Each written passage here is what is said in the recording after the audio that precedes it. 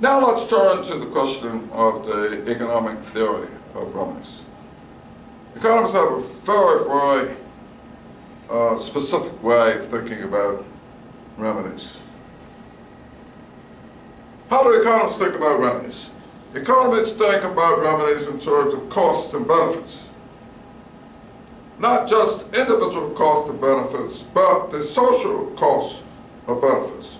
And the social costs of benefits include potential spillovers associated with remedies. The benefits are the market valuation of preferences. And even if there's no price, even if there's no buying and selling, at least there is some sense of how much people will be willing to pay, and this willingness to pay is the proxy for the market valuation of benefits. And so the way economists think about remedies in terms of cost of benefits, and in focusing on cost of benefits, there is an implicit assumption that the criterion for evaluating remedy is an efficiency criterion. Of course, there are other criteria besides efficiency, and there are other ways of thinking about the criteria besides efficiency. One is effectiveness. So an effective remedy is one that does what it is supposed to do. So effective answers the question, does the remedy or does the alternative result in the desired outcome? Cost effectiveness is sometimes understood as being, does it do what it's supposed to do at the lowest possible cost? Efficiency is, does the remedy or alternative improve outcomes for one group without diminishing opportunities for another? Or alternative way of thinking about an efficient remedy, efficiency occurs when you can make one group better off without making any other group worse off. And that makes sense. You really would want to find a remedy that can make one group better off without making another group worse off.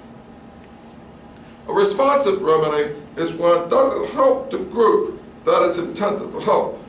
So sometimes a remedy is efficient, sometimes a remedy is effective, but the remedy doesn't necessarily help the group that it's most designed to help. Now, I'm going to ask Jonathan to ask you to take a guess about remedies that might not be responsive. And we're going to take a moment to discuss among yourselves. Give me an example of a remedy that isn't responsive in the sense that it helps the group it is designed to help. And so at this point, I'm going to ask Jonathan to put pause and during the presentation. It'll make the upload difficult if we pause it right now. Not now, during the time, during the presentation. Okay. In class. Okay. 5 minutes for people to discuss among themselves. Okay. What do you think is responsive? And can you think of a remedy to inequality, to racial ethnic inequality, that doesn't necessarily help the group that it's intended to help? You with me? Okay. Another criteria for, there's a variety of different criteria, and I know that not everybody's taking my introduction to policy analysis class, but this all comes from Wade Dunn's book called Policy Analysis, Public Policy Analysis and Introduction. So, the efficiency criterion is a criterion that asks the question, can I make one group better off without making another group worse off? And it really makes a lot of sense from the economic point of view of advocating remedies that can improve the welfare of one group without making another group worse off. The analytical principle that underlies the phenomenon called cost-benefit analysis or benefit-cost analysis, the analytical principle is called the Hicks counter compensation principle.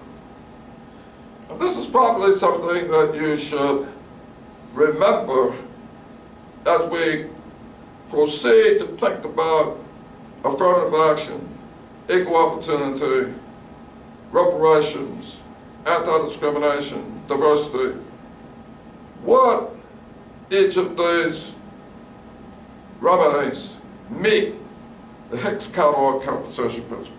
So what is the Hicks counter compensation principle? The Hicks counter compensation principle asks the question, are the gains to the gainers larger than the losses to the losers? So a remedy or an alternative that increases the welfare of some groups results in losses to another group is considered to be relatively efficient if the gains to the winners exceed the losses to the losers. Now let's go back. Before we go on and talk about the Hicks counter compensation principle, let's go back and acknowledge this truth. The first best situation is one where you can make one group better off without making another group worse off. That's desirable, and it is an excellent conceptual framework for thinking through a remedy. But virtually everything that is designed to improve the welfare of groups that were previously disadvantaged, groups that are underrepresented, groups that are impoverished, groups that have suffered from historical disadvantage. It's almost impossible to improve the welfare of members of that group without making somebody else worse off. And the reason is that the disadvantage of the disadvantaged group has frequently contributed to the advantage of the advantaged group.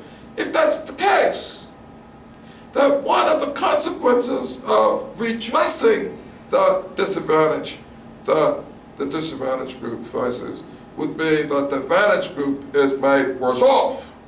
So herein lies the value of thinking about this Hicks counter compensation principle.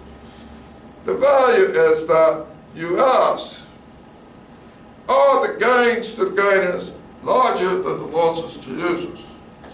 If it's possible for society to be better off, even when some groups or individuals in society are worse off.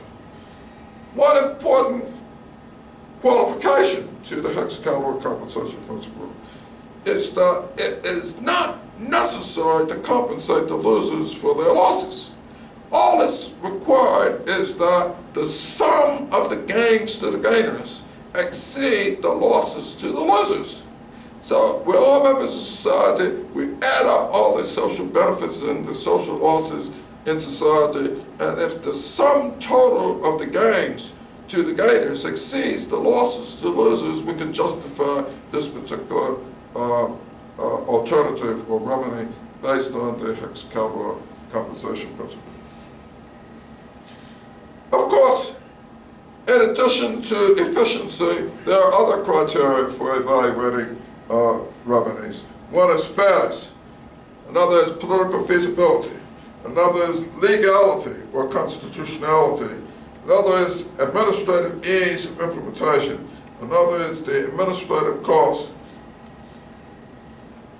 But related to all of these criteria is the do no harm criteria.